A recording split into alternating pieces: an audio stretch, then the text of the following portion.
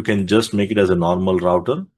And if you're using different areas, like in my case, let's say there is area 0 and this is area 10, then in that case, it will be area border router role.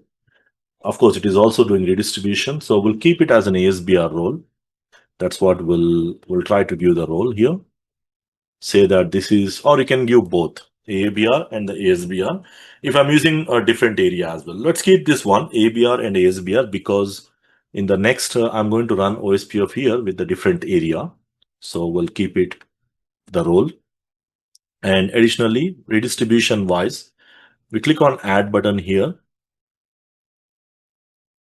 And I'm going to say redistribute. Under the OSPF, I'm going to redistribute the RIP routes into the RIP. So we need to select this option like subnets to include the classless networks. Like we have a command called subnets in the Cisco routers the same way. And the metric value, the metric by default, it takes 20. So we can add whatever the metric, let's say 100. Metric type, we prefer to use 1, which will add the individual cost. If you are doing some kind of tagging, then you can use the additional options. We don't get into the tagging and the route maps, so we don't need route maps to redistribute only selected routes. You can do that. In my case, we'll be redistributing this and click OK. Now, this is going to redistribute the RIP routes into OSPF. And we can save this meantime, the configurations to the FMC. We can deploy them later once we finish the redistribution of opposite side, where we'll go to the RIP, and under the RIP, we will click on add redistribution option. And I'm going to redistribute the protocol OSPF. The process ID is 1. And these options we are adding match the routes. These are like OSPF for internal route, internal, external routes. You can just add them. So basically the metric, you can give the metric value in the hop counts, or you can just leave it to the transparent option or give the value. So specific value, let's say I'm giving 3. Just for verification, we can click on OK. Save this. Once I save and deploy the things, I should expect the routes should be start coming. So we'll initiate the deployment process to go ahead on the FTD1, click on deploy. And based on the verifications, what I should expect is on the router 3, I should expect some 10 dot routes from the router 1. And on the router 1, I should expect the 10.3 routes from the router 3. So as of now, we don't have too many routes here as well as here, okay?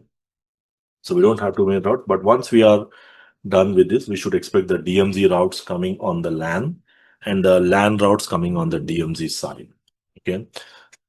So let's wait for this deployment process. And you cannot test end-to-end reachability because, again, as you can see, the FTD, there is a policy to be applied. But what I should see is this 10 dot networks must be seen here, and 10.3 subnets should be seen on the router 1. That is what we are trying to verify and check here.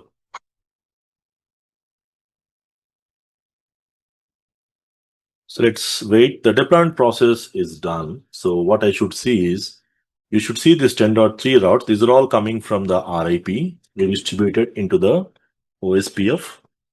And likewise, we have the show IP route RIP. So I'm expecting the router 3 also will be getting the RIP routes. So as you can see, the router 3 is not getting the routes. Maybe I missed some options. So what we'll do is we'll try to check the redistribution of the OSPF into RIP. So we'll go back to the RIP and check the redistribution part. In this redistribution, we'll go ahead and check if I have added.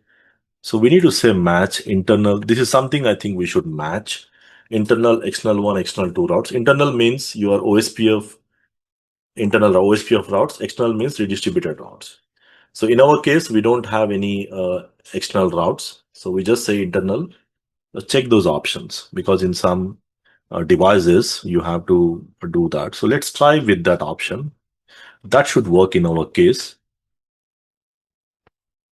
And we'll quickly select the device and start the deployment process to go ahead. And what I should expect is I should expect the routes coming here. So we don't have any issues into the OSPF redistribution side.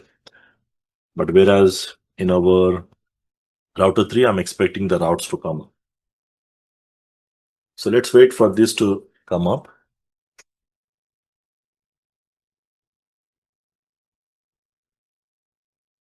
So we need to wait for the deployment process to go ahead. So let's wait.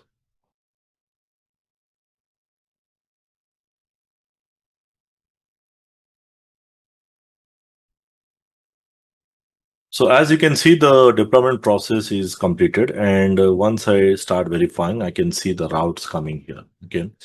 Still, you cannot see the end-to-end reachability because of the default policy. You can say, even though I'm getting these routes, the reachability wise, that's not going to work because it has to go through the FTD, and the FTD default policy is already blocked. Later on, when we get into the policies, these routings are going to be useful because later on, once we enable the policies, we should have the communication later on.